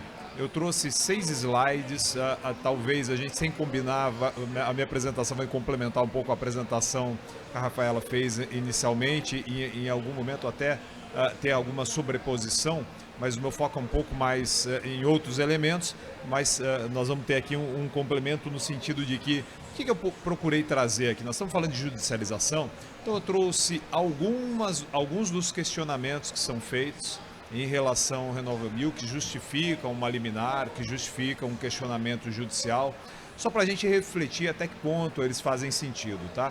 Então, uma primeira pergunta está relacionada ao setor produtivo, ao setor produtivo que eu represento, que é até que ponto a produção desde o início do RenovaBio de fato cresceu. Eu trouxe aqui, isso aqui são dados da ANP, tá? Não vou detalhar cada uma das tabelas, mas só para a gente olhar aqui em 2 números. Então, qual que é o aumento de capacidade de produção de etanol 2019, né, antes do início de vigência do RenovaBio, e o dado atual esse ano? Quase 30%, 27%. Se nós contabilizarmos os projetos de construção e ampliação já protocolados na ANP e já em curso, esse aumento de capacidade vai atingir 40% em 2 anos. Então, um setor que cresce 30, já cresceu 30 e que vai crescer 40% em 8 anos, de fato é uma ampliação de capacidade de produção relevante, tá? Eu não trouxe aqui, junto com a discussão sobre tem mais oferta, o setor está ampliando a oferta. Obviamente que nós vamos discutir, o RenovaBio é um dos elementos que contribui para isso, tem outros elementos, mas um outro elemento está relacionado ao ganho de eficiência energética ambiental. Aqui um ponto importante, o que acontece quando o setor cresce? Uma boa parte desse crescimento veio de etanol de milho. Então, no primeiro momento, é natural que a indústria de etanol de milho entre com dado padrão, com dado default. Então, quando você olha a média da intensidade de carbono do etanol, ela não reduziu tanto. Agora, quando nós pegamos as certificações das plantas que estão no programa desde o início dele, então eu tenho plantas que já se certificaram pela terceira vez, nós observamos uma redução de intensidade de carbono significativa. Tem essa tabela detalhando, eu não coloquei aqui na apresentação.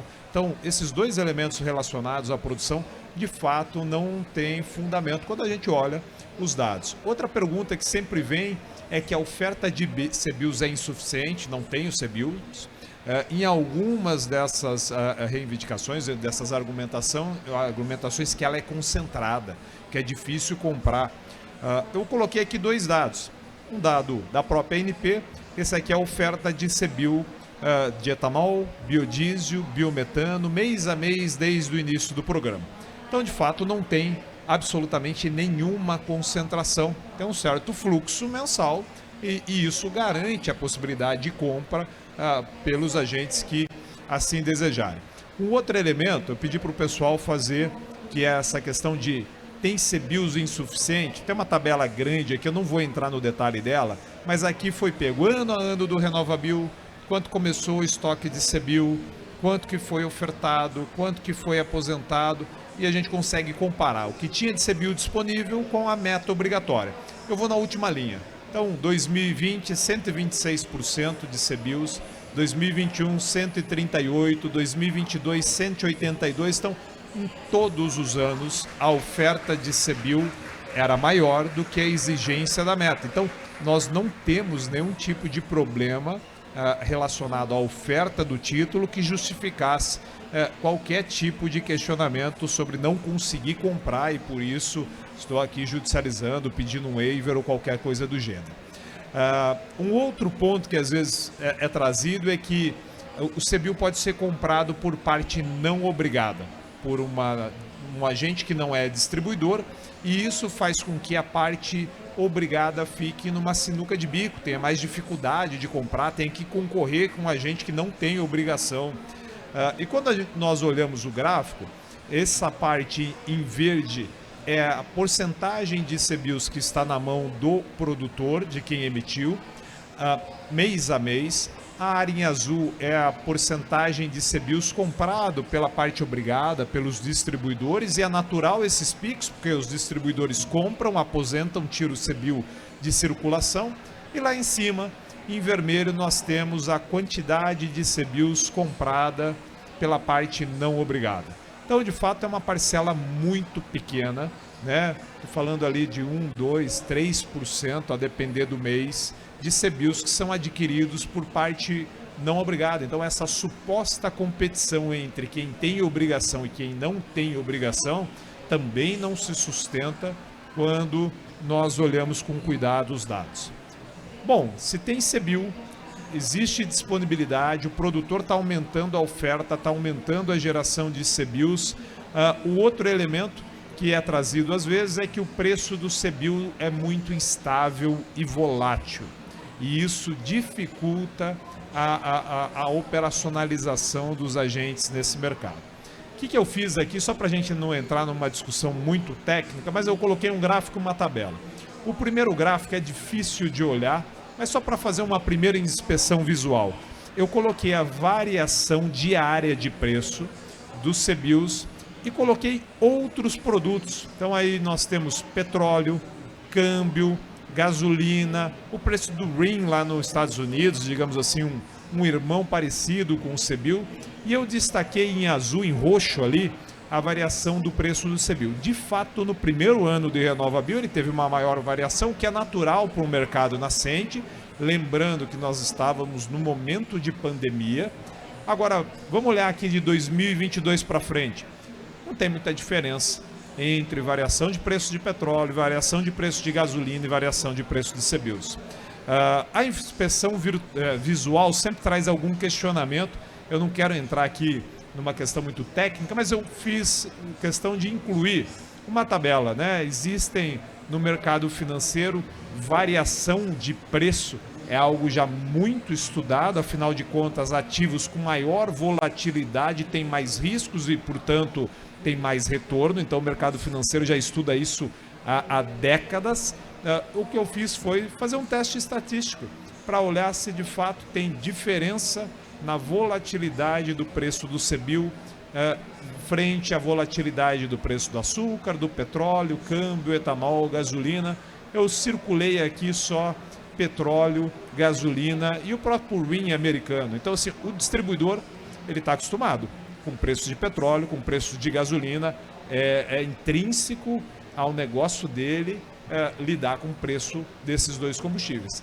E aqui foi feito um teste estatístico, 2022 para frente, então tirei os 2 primeiros anos do programa, que foi aquele ano com pandemia, com mudança de data de cumprimento de meta, e aqui estatisticamente não existe diferença de volatilidade entre preço do CBIO, preço da gasolina e preço do petróleo. Então essa argumentação também não se sustenta. Tá? Então, assim, eu coloquei alguns elementos aqui e é só para uma conversa inicial.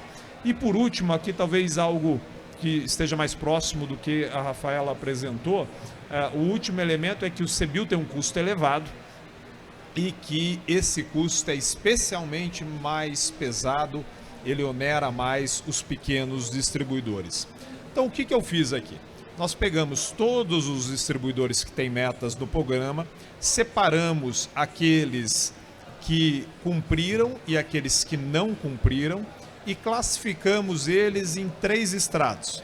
Ali no primeiro extrato, o distribuidor que vende entre 250 e 500 milhões de litros ano, no segundo entre 100 e 250 milhões de litros e o terceiro extrato. Então eu tenho aqui, digamos, não são distribuidores grandes, tirei os grandes, aqui entre os pequenos eu ainda classifiquei entre cada um deles. No eixo Y ali, nós conseguimos ver o preço do CBIO, algo em torno de 3 centavos, alinhado com o que a Rafaela trouxe. Obviamente que tem uma variação a depender da característica do produtor, então não é um custo elevado. E quando a gente olha, vou olhar se só o valor médio, o X que está em cada quadradinho ali. O verde é a distribuidora adimplente e o que está em salmão ali, numa cor mais clara, num bege, é a distribuidora inadimplente. Então, na primeira classe, vocês vejam que os custos do CBIO, qual seria o custo se ela comparasse ao longo do ano, para a distribuidora inadimplente, é menor, inclusive, do que para a distribuidora adimplente para cada extrato de tamanho. Então, eu tenho distribuidoras de tamanhos variados, inclusive com custo de CBIO maior, comprando a adimplente ao programa, respeitando as suas obrigações e no mesmo patamar, com as mesmas características, inclusive com preço de CBIO um pouco menor, distribuidoras inadimplentes que fazem uso do Poder Judiciário para poder esticar ou ter waiver ou não cumprir as suas metas. Então, assim, eu não quero me exaurir aqui, mas a gente tem talvez uns 15, 20 slides desse tipo, todos com dados públicos organizados. O que a gente faz aqui é só pegar o que está disponível e colocar de uma forma organizada para responder uma parte desses questionamentos. O fato é o seguinte, nós não temos sustentação, qualquer tipo de questionamento em relação ao programa para justificar a inadimplência. Ela é algo que transcende o RenovaBio, inclusive uma parte dessas distribuidoras inadimplentes, quando a gente vai olhar, uma parte delas tiveram licença de operação, autorização de operação cassada pela ANP, mas não foi porque não cumpriu o CBIO, não, foi porque ela descumpriu alguma outra norma e por isso saiu do mercado. Quer dizer, é algo mais amplo, inclusive, do que o próprio RenovaBio. Acho que aqui tem uma reflexão importante, inclusive, por próprio SBCE. acho que nós temos lições aprendidas no RenovaBio que valem ser levadas para o SBCBE. A minha preocupação no início do programa sempre foi com questionamentos em relação ao funcionamento do programa. Quer dizer, um CBIO fraudulento, sem lastro, uma empresa que foi certificada e a redução de carbono que foi constatada não tenha sido compatível com a realidade. E aí eu acho que o RenovaBio foi muito feliz, porque a gente pecou pelo excesso. Né? Vamos pegar a certificação. A certificação é feita por uma empresa auditora externa, um primeiro layer. Depois o dado fica público por uma auditoria feita pela sociedade, um segundo layer. E depois a ANP faz digamos, a auditoria, a validação dela no terceiro layer. E ao longo de 6 anos de programa, nós não temos nenhum questionamento judicial dizendo, olha, essa usina mentiu nos dados, esse produtor está emitindo mais CBIOs do que deveria. Mesma coisa no caso do CBIO, geração de lastro.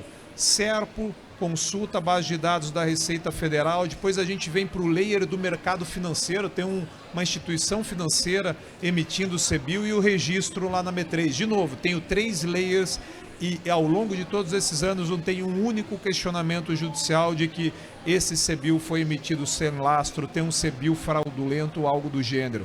Então, eu acho que esses elementos são fundamentais para a gente levar para o SBCE.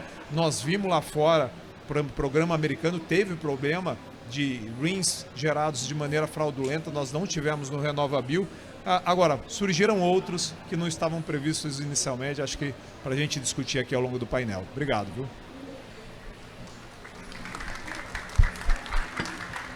Obrigado, Luciana. Obrigado, Isabela. A gente na NP, a gente tem um e-mail de atendimento, né, que o mercado, produtores, distribuidores, sociedade, imprensa podem fazer perguntas, né, para a gente. É o renovabio@np.gov.br. A gente pegou algumas perguntas que são feitas lá, né, fez algumas adaptações e algumas questões internas mesmo que a gente discute e trouxe aqui para debater com vocês. Uma das perguntas que eu tinha era para o Luciano e que você mais ou menos já respondeu agora nessa parte final da sua apresentação, né? Seria a inadimplência observada no RenovaBio é um caso pontual ou revela um problema mais sistêmico relacionado ao cumprimento das obrigações regulatórias por determinados agentes do mercado? Você meio que falou já no final da sua apresentação, mas se você quiser completar com... Não, acho que nós temos vários cruzamentos, né? Nós temos o setor de combustíveis, a ANP está, digamos assim, mergulhada nesse setor e sabe, né, das dificuldades de cumprimento. E aí eu vou desde sonegação, inadimplência, adulteração e etc, etc. Quando nós fazemos cruzamento, uma parte desses agentes, né, eles aparecem com problemas em outras áreas, no caso da ANP, em outras superintendências, né, com a dificuldade de cumprir outras regras. É algo, inclusive, que vale a pena refletirmos no caso do SBCE. Aqui no RenovaBio nós temos uma agência que controla um agente regulado. Lá no SBCE, a parte obrigada vão ser indústrias que têm, digamos, o controle um pouco mais difuso, regras um pouco diferentes nas diferentes layers que elas precisam atender. Então, eu acho que é uma reflexão que vale a pena para o SBCE. Quem vai ser o órgão que vai fiscalizar, e esse órgão vai precisar ter uma atuação transversal em diferentes setores. É uma desvantagem em relação ao que a gente tem aqui no RenovaBio. Obrigado, Luciano. Agora eu vou fazer uma pergunta para a Isabela. A lei do RenovaBio é de 2017, né? Mas o RenovaBio começou a operar efetivamente no final de 2019 e início de 2020. Durante muito tempo o CBIO fez um voo solo, né? Era o único crédito de descarbonização existente. Hoje em dia estão surgindo novos instrumentos, como o CEGOB, o Certificado de Garantia de Origem do Biometano, que vamos ter os primeiros também emitidos e negociados esse ano, e brevemente o SBCE. Como você enxerga a convivência desses diferentes ativos ambientais? Há uma complementariedade entre eles? Há risco de sobreposição, conflitos no mercado, judicialização em relação a essa questão? Eu vou responder essa pergunta, mas antes eu vou fazer uma provocação. Vai parecer esquisita, mas eu gostaria que a gente tivesse tido a experiência de judicialização de uma fraude de CBIO. Porque uma das perguntas que a gente recebe muito no âmbito jurídico é: Eu comprei um CBIO na B3, cumpri minha meta. Que eu estou usando o exemplo do CBIO, mas poderia ser crédito de carbono, e é por isso que eu gostaria de ter essa resposta. E cumpri minha meta, fiz tudo direitinho, né? A ANP chancelou. E descobrimos que o CBIO é fraudulento. A meta que eu cumpri, ela vai ser considerada não cumprida? Eu sou penalizado por comprar um CBIO que não tinha lastro? Ou a mera aprovação e registro dentro da ANP me protege dessa questão? Essa será uma questão no mercado de carbono. Então, eu gostaria muito que tivesse acontecido com o CBIO para a gente ter alguma pista do que vai acontecer. Porque, nesse sentido, o mercado de carbono, quando a gente está olhando o CRVE, vai repetir esse processo. Eu tenho uma terceira parte, eu tenho um órgão público, no caso o órgão gestor, chancelando e permitindo a inclusão. Se isso for um título podre, de quem é a culpa? Queria muito que tivesse acontecido. Mas te respondendo, Marcelo, eu acho que a gente está num momento onde o governo bem viu, federal, que a gente tem muita oportunidade. E aí saíram todos os ministérios, todos os elaboradores de política pública, com a melhor das intenções, estruturando muitas políticas. A Lei dos Combustíveis do Futuro, Congresso Nacional, com um tanto de biocombustíveis dentro dela. É uma politicona. A gente tem o RenovaBio, que precede muito. E a gente tem a Lei do Hidrogênio. E aí, na sequência, a gente tem o SBCE sendo aprovado. Para completar, no ano seguinte, o Plano Clima foi aprovado. E aí a gente se pergunta, pera lá, como é que essas políticas interagem entre si? Eu acho que a gente vai passar por um momento de fricção que a gente viu com o Segob, que foi muito bem resolvido e que demandou muita escuta ativa da ANP, e eu acho que a solução, no fim, foi muito boa, que é como o CBIO e o Segob coexistem. Eles têm sobreposição? Eles não têm? Eles servem para o mesmo propósito? Essa pergunta vai ser feita com a REC, essa pergunta vai ser feita com o CRVE, essa pergunta vai ser feita com o crédito voluntário de carbono, essa pergunta vai ser feita entre o crédito voluntário relacionado ao biogás para um biometano que deu origem a um Segob. Essas perguntas nascem do problema concreto de ter uma política. Então, a gente vai ter muita fricção, a gente vai ter muita dúvida. Negar essas dúvidas não é um bom negócio. A gente só precisa, e acho que o Luciano adiantou muito, acho que o principal problema, o principal desafio, que é, no CBIO a gente tinha ali MME e a ANP que se comunicam muito bem. No SBCE a gente tem uma autoridade que, agora tem o Barral, então vou fazer essa ressalva, mas que não tinha uma pessoa olhando para a energia. Até um dia desse, o SBCE era indústria, era mercado de carbono puro. Então, o SBCE, a gestão do SBCE vai demandar uma composição de expertises da indústria para ser capaz de dialogar. Então, o que vai sair? Muitas dúvidas. Acho que no começo, judicialização. E depois uma aplicação da política. Obrigado, Isabela. Me desculpe, Isabela, mas, ao contrário de você, eu agradeço não ter tido nenhum questionamento dos CBIOs. Nunca quis que isso acontecesse e espero que não venha acontecer.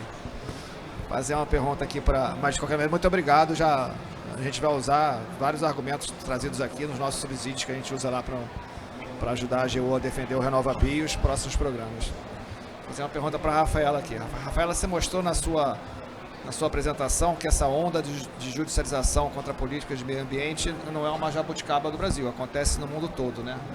Não é uma exclusividade do Brasil nem do RenovaBio. Quais os impactos isso trouxe para a política e como o MBE atuou e tem atuado para superar esses desafios que surgem e estão aumentando cada vez mais? Bom, os impactos, né, como eu já comentei um pouco, essa insegurança, né, jurídica, eu acho, por programa, porque quem cumpre o programa acaba ficando desestimulado, né? Vê quem não está cumprindo e ganhando liminar judicial. Então a pessoa pensa, será que vale a pena cumprir? Será que eu não entro na justiça também? E vai gerando uma insegurança, né, no programa.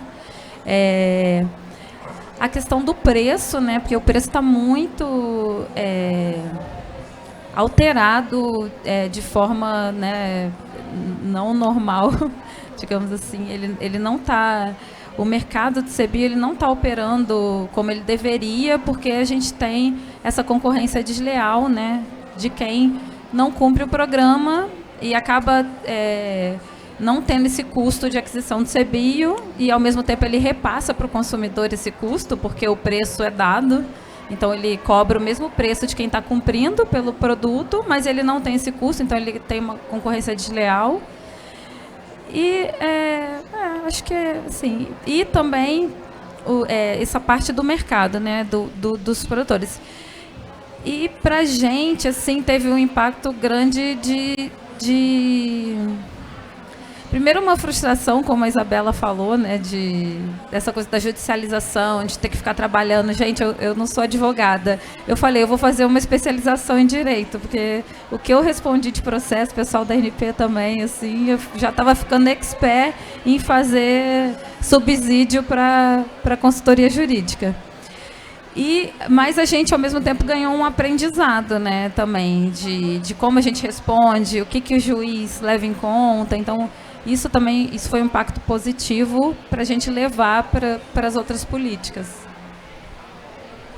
Obrigado, Rafaela. Eu achei que você não fosse mencionar esse impacto, assim, daquele subsídio que chega às 6 horas da tarde, que tem que responder para o dia seguinte, 9 da manhã. Isso foi um impacto grande disso também. Mas é um aprendizado, né? Uma coisa que a gente aprende também é que várias ações são dos mesmos escritórios, né? Vão para as mesmas varas judiciais, as decisões são as mesmas. Aí acaba que os subsídios que a gente presta também são parecidos, né? A gente só adapta as questões do caso concreto, mas a gente vai aprendendo também. Eu tenho outras perguntas para fazer, mas a gente tinha até 12h30, já são 15 para 1. Infelizmente a gente não vai conseguir fazer as outras perguntas que eu tinha aqui. Temos um grande dia pela frente aí, vários painéis aqui na NP, eu convido já para ficarem para os próximos. E infelizmente a gente não pode se alongar porque temos uma agenda extensa aí pela frente. Queria agradecer a Rafaela, a Isabela, a Luciano, todos os presentes. Muito obrigado a todos e que continuemos aí para as próximas apresentações que serão feitas.